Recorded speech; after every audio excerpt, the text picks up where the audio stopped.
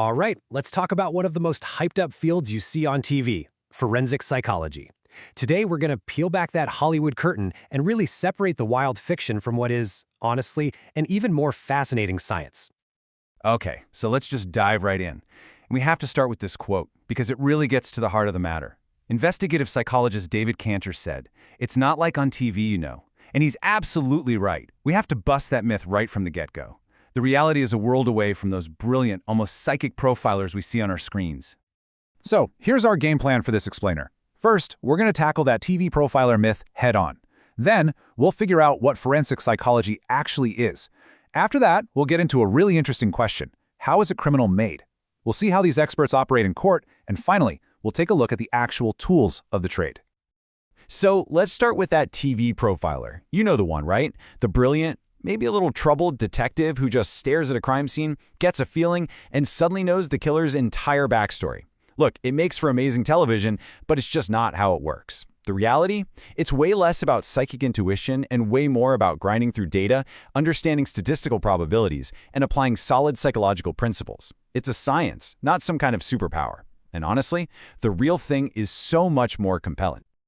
Okay, so if it's not all about profiling and chasing serial killers, then what exactly is forensic psychology? Let's nail down a proper definition. So, the word forensic itself is a good place to start. It originally just meant of service to the courts. Simple enough. But as you can see from this definition, the field has just exploded. It's way bigger than just the courtroom now. We're talking about applying psychology to literally all aspects of the law, crime, and criminals.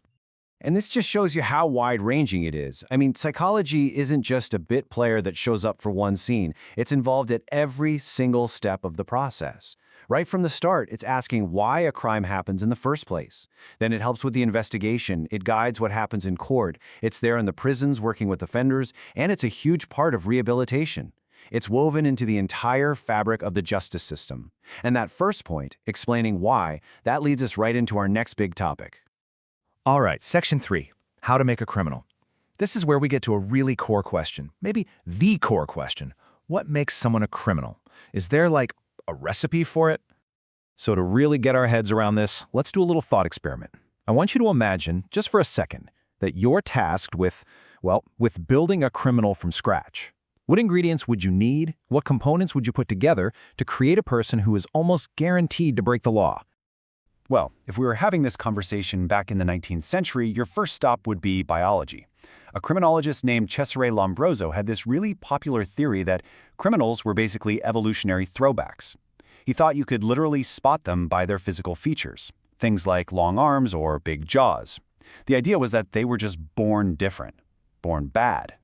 But, as science moved on, the focus shifted from the outside in, from the body to the mind. Psychological explanations started looking at the internal ingredients. So we're not talking about physical traits anymore, but things happening inside the brain. Poor impulse control, maybe a lack of a conscience, no real sense of empathy, or a breakdown in how they reason about right and wrong. And then, of course, there's the social explanation. This is sometimes called association theory, and it basically says criminals aren't born, they're made. The idea is that it's all learned. If your environment, your family, your social circle, if that whole world is steeped in criminality, that's what you learn. You learn the skills, you learn the justifications, you're a product of your surroundings. So what this all boils down to is that classic, age-old debate, nature versus nurture. Is someone born a criminal or are they made into one? And the real takeaway here is that it's not an either-or question. The modern view is that it's this incredibly complex dance between all of it. It's the biology, the psychology, and the social environment all tangled up together. Okay, Section 4, the expert in court. So let's take all this theory we've been talking about and see where the rubber really meets the road, in one of the highest stakes environments there is, a courtroom. This case, the case of Daryl Atkins, is a really powerful example of what we're talking about. He was sentenced to death, but a forensic psychologist did an assessment and found he had an IQ of just 59. That single piece of information, that psychological report, completely changed everything. His case went all the way to the Supreme Court, which ruled that because of his intellectual disability, his execution would be cruel and unusual. It's proof that this work can literally be a matter of life and death. So how does a psychologist even get to have that kind of influence in court? Well, they do it by being an expert witness. And this is a really, really important distinction. See, a regular witness can only say what they saw or what they heard. That's it. But an expert witness, they're allowed to do something no one else can. They can offer their professional opinion. They can interpret the facts. And believe it or not, the role of that expert can be totally different depending on where you are.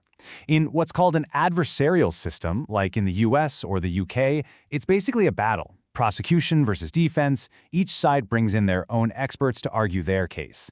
But in a magisterial system, it's much more like an investigation or an inquiry. The expert isn't on a side. They're there to advise the court and the judges directly. All right, our final section, psychology's tools of the trade. So when these experts are forming those life-altering opinions, what are they actually using? Let's open up the toolkit and take a look. And wow, this table gives you a great snapshot of just how varied that toolkit is. You've got personality tests, the famous Rorschach inkblots, but also more objective ones. You've got tests for intellect, like the WAIS, and then you get into these really specific forensic tools. The PCLR, for example, is the psychopathy checklist. Static 99 is used to assess risk in sex offenders. There are even tests designed specifically to see if someone is malingering, which is just a fancy way of saying they're faking their symptoms. Let's just focus on one of these for a second. Probably the most famous and definitely the most controversial, the Rorschach inkblot test. Now, this is called a projective test. The theory behind it is pretty simple, actually. If I show you a random, meaningless blob of ink, your brain is going to try to make sense of it. And in doing that, you supposedly project your own hidden thoughts, fears, and desires onto that blob, revealing what's going on deep inside your head. But I mean, that brings up a massive question, doesn't it? What does that really tell us? When a person's entire future, maybe even their life, is hanging in the balance, how scientific is that? How much weight should we put on someone's interpretation of an ink blot? And that question, that tension between interpretation and hard science, is a constant debate in this field. And that really leaves us with the biggest question of all. If we accept that crime is this messy, complex mix of biology, psychology, and a person's environment, well, that forces us to ask a really tough question. A question that challenges the very foundation of our justice system. If a person is a product of all those forces, some of which are completely outside of their control, where does their personal responsibility for their actions truly lie?